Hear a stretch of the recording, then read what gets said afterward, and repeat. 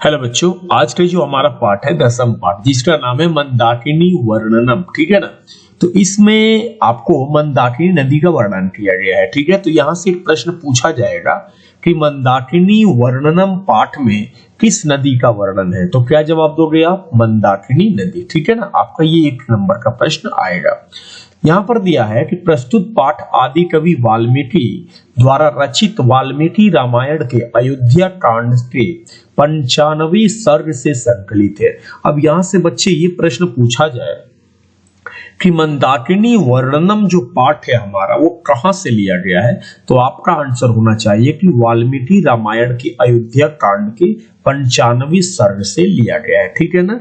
अगर ये प्रश्न पूछा जाए कि रामायण के रचयिता कौन है, तो आपको आंसर देना है कि महर्षि वाल्मीकि। अगर ये प्रश्न पूछा जाए कि आदि कवि किसे कहा जाता है, तो आपका आंसर होना चाहिए महर्षि वाल्मीकि। ठीक है ना। तो मैं आपको जितने भी पॉइंट बता रहा हूं उसको बच्चे ध्यान से सुनेंगे, देखेंगे तो जरूर आपको कुछ ना कुछ फायदा होने वाला है। ठीक है ना। इसमें मंदाकिनी नदी की स्त्री शोभा का वर्णन है। तो यहां से प्रश्न पूछा जाए कि मंदाकिनी वर्णन में किस नदी का वर्णन है, तो आपका आंसर होनी चाहिए मंदाकिनी नदी। ठीक है ना। चलिए आगे बढ़ते हैं।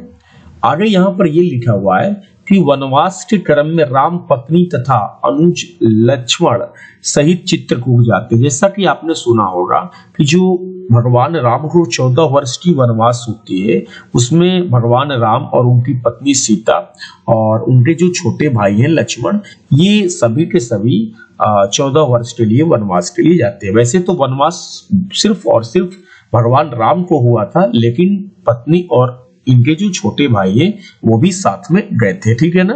तो वे जब जाते हैं तो रास्ते में जो चित्रकूट पड़ता है, तो वहां चित्रकूट में वे एक नदी के बारे में वर्णन करते हैं, जो कि माता सीता को वो दिखाते हैं और उस नदी की सुंदरता की बारे में वर्णन करते हैं। तो बस इसी की कहानी है इस पाठ में आपका, जिसको हमने कहा है मंदाकिनी वर्णनम। ठीक है ना। तो आपको बच्चे ये थोड़ा सा जान जाना है कि इस पाठ में कुल 10 श्लोक है। ठीक है ना। तो ये कभी पूछा जाए कि वो कितने श्लोक है, तो आपको आंसर देना है कि 10 श्लोक है। यानी प्रश्न ऐसे पूछेगा कि मंदाकिनी वर्णनम पाठ में कुल कितने श्लोक है, तो आपको आंसर देनी है कि कुल 10 श्लोक है। ठीक है ना बच्चे। चलो आगे। अब एक बात याद रखना, कुल 10 श्लोक तो हैं, लेकिन उसमें जो 5वां श्लोक है बच्चे, वो वेरी वेरी इंपॉर्टेंट है, क्योंकि इससे सवाल बहुत ज्यादा आते हैं। ठीक है ना। बाकी और भी श्लोक है उसको भी आपको देखना है, लेकिन ये जो 5वां श्लोक मैंने जो लाया है उससे बहुत ज्यादा प्रश्न आते हैं। इसमें यहां पर लिखा गया है आदित्यम उपतिष्ठन्ते नियमार्धुर्ध्व बाहव एते परे विशालाक्षी। विशालाक्षी का अगर संधि विच्छेद करेंगे तो विशाल प्लस अच्छी मुनय संसित व्रता। इसका मतलब क्या होता है बच्चे? इसका मतलब ये होता है कि हे कहते हैं भगवान राम जो है जब चित्रकूट पहुंचते हैं तो वहां मंदाकिनी नदी के बारे में वो दिखाते हैं और अपनी पत्नी को कहते हैं हे विशाल नेत्र वाली सीते। तो यहां से प्रश्न पूछा जाएगा बच्चे कि जो भगवान राम विशाल नेत्र वाली यानी कि विशालाक्षी कैसे कहे, तो आपका आंसर होना चाहिए कि माता सीता को कहे। ठीक है ना। तो ये सभी जो प्रशंसित व्रत वाले मुनिगण अपनी भुजाएं उठाए यानी कि भुजाओं को उठाए हुए नियम पूर्वक सूर्य उपासना यानी कि सूर्य की पूजा करते हैं। अर्थात ये मुनिगण जो है मंदाकिनी नदी के जल में अपने हाथ उठाए सूर्य को अर्घ्य दे रहे हैं। तो ये बातें ये कौन कह रहा है? तो ये भगवान श्री राम अपनी पत्नी से कह रहे हैं। ठीक है ना। और वहां पर इन्होंने विशालाक्षी कहकर पुकारा है, विशाल नेत्र वाली। ठीक है ना। तो यहां से प्रश्न पूछे जाएंगे। प्रश्न ये भी पूछे जाएंगे कि मंदाकिनी नदी में कौन स्नान करते हैं, तो आपको आंसर देना है बच्चे कि मुनिगण स्नान करते हैं। ठीक है ना। और वो किसकी उपासना करते हैं, तो सूर्य की उपासना करते हैं। एक बात याद रखना बच्चे, जो सूर्य होते हैं उनका जो आदित्य जो नाम है वो इनका पर्यायवाची शब्दों में से आता है। ठीक है ना। चलो तो यहां से अब आगे बढ़ते हैं।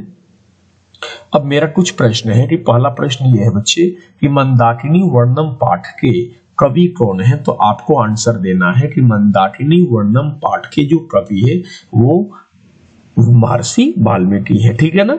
दूसरा प्रश्न लाते हैं। दूसरा प्रश्न ये है बच्चे कि मंदाकिनी का अर्थ क्या होता है, तो मंदाकिनी मैंने बोला भी कि एक तरह से गंगा का ये पर्याय है, तो हम ए नंबर पे मार देंगे। ठीक है ना। अब तीसरा नंबर प्रश्न ये है कि मंदाकिनी वर्णम पाठ में कहाँ की नदी का वर्णन है। तो मंदाकिनी नदी पाठ में आपने जो मैंने आपको कुछ पॉइंट इंपोर्टेंट पॉइंट मैंने जो लिखा था उसमें आपने पढ़ा होगा तो आपको पता चल गया होगा कि वो चित्रकूट की नदी है, ठीक है ना। चलिए आगे पढ़ते हैं। नंबर 4 है कि मंदाकिनी वर्णम पाठ किस ग्रंथ से संकलित है। तो आपका ऑप्शन है रामायण से, महाभारत से, रघुवंश महाकाव्य से और विष्णु पुराण से। तो आपका आंसर होनी चाहिए रामायण से, ठीक है ना। चलिए नंबर 5 पे चलते हैं कि नदियां समुद्र में कैसे मिलती हैं। तो आप सभी बच्चों ने पीछे वाले चैप्टर्स में भी पढ़ा होगा कि नाम और रूप दोनों को छोड़कर मिलती है, ठीक है ना। आप समुद्र के किसी भी पानी को उठाकर और ये डिसाइड नहीं कर सकते कि ये आखिर में जो ये पानी है कौन सी नदी का है ना। तो इसलिए इसका मतलब ये है कि नदियां जो समुद्र में तो मिलती है तो वो अपना नाम को भी त्याग देती है और रूप को भी, है ना, दोनों को छोड़कर, ठीक है। तो नाम और रूप, ठीक है। अगला मेरा प्रश्न ये है कि वनवास प्रसंग में राम सीता लक्ष्मण के साथ कहाँ पहुंचते हैं।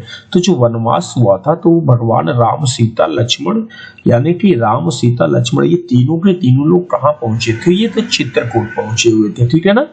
अगला मेरा प्रश्न है 7 नंबर कि मंदाकिनी नदी किस पर्वत के निकट बहती है। ऑप्शन है मलय पर्वत, मंदार पर्वत, चित्रकूट पर्वत, गृद्धकूट पर्वत। तो आप सभी बच्चों ने जाना था कि चित्रकूट पर्वत, ठीक है ना। मंदाकिनी वर्णन पाठ में किस नदी का वर्णन है। तो सीधी सी बात है कि इसमें मंदाकिनी नदी का वर्णन है, ठीक है ना। प्रश्न संख्या 9 पे चलते हैं कि वाल्मीकि रामायण से कौन सा पाठ संकलित है। तो वाल्मीकि रामायण से जो है क्या विश्व शांति है या कर्णस्य दानवीरता है या नीति श्लोक है या मंदाकिनी वर्णम। तो हम बार बार हम लोग पढ़ते आ रहे हैं मंदाकिनी वर्णम जो हमारा पाठ है आज का, ठीक है ना।